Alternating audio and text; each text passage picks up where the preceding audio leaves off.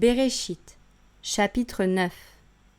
Et Élohim bénit Noah et ses fils et leur dit : Portez du fruit, multipliez-vous et remplissez la terre. Et que toutes les bêtes de la terre, tous les oiseaux des cieux, avec tout ce qui rampe sur la terre, et tous les poissons de la mer, vous craignent et vous redoutent. Ils sont mis entre vos mains. Tout ce qui se meut et qui a vie sera votre nourriture. Je vous donne tout cela comme l'herbe verte. Toutefois, vous ne mangerez pas de chair avec son âme, c'est-à-dire avec son sang. En effet, je redemanderai le sang de vos âmes, et je redemanderai de la main de tout animal. Je redemanderai l'âme de l'être humain de la main de l'être humain, de la main de l'homme qui est son frère. Celui qui aura versé le sang de l'être humain par l'être humain, son sang sera versé. Car Élohim a fait l'être humain à son image. Vous donc, portez du fruit et multipliez-vous, grouillez et multipliez-vous sur la terre.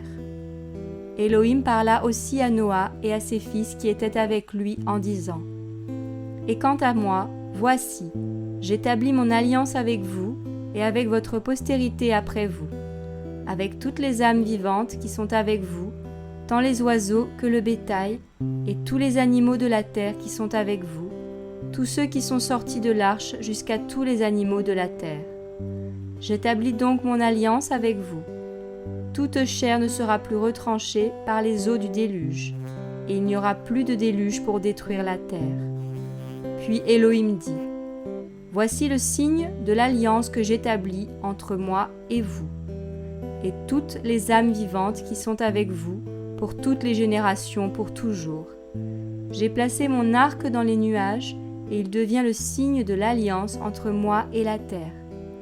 Et il arrivera que quand j'aurai rassemblé des nuages au-dessus de la terre, l'arc apparaîtra parmi les nuages, et je me souviendrai de mon alliance entre moi et vous, et toutes les âmes vivantes de toute chair, et les eaux ne deviendront plus un déluge pour détruire toute chair.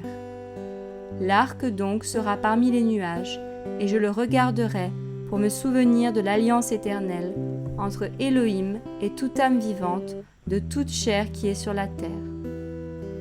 Élohim donc dit à Noah : C'est là le signe de l'alliance que j'ai établie entre moi et toute chair qui est sur la terre. Et les fils de Noah qui sortirent de l'arche étaient Shem, Cham et Yéphet. Cham fut le père de Canaan. Ce sont là les 3 fils de Noah, et c'est leur postérité qui peupla toute la terre. Et Noah, homme de la terre, commença à planter de la vigne, et il but du vin, s'enivra et se découvrit au milieu de sa tente. Et Cham, père de Canaan, vit la nudité de son père, et il le rapporta dehors à ses 2 frères. Alors Shem et Yéphet prirent un manteau qu'ils mirent sur leurs 2 épaules, et marchant à reculons, ils couvrirent la nudité de leur père. Leur visage était tourné en arrière, de sorte qu'ils ne virent pas la nudité de leur père. Et quand Noah se réveilla de son vin, il apprit ce que lui avait fait son fils cadet.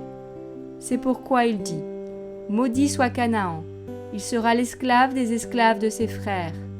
Et il dit aussi : Béni soit Yahweh, l'Élohim de Shem, et que Canaan soit leur esclave.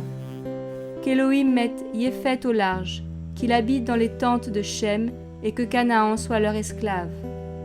Et Noah vécut après le déluge 350 ans, et tous les jours de Noah furent de 950 ans, puis il mourut.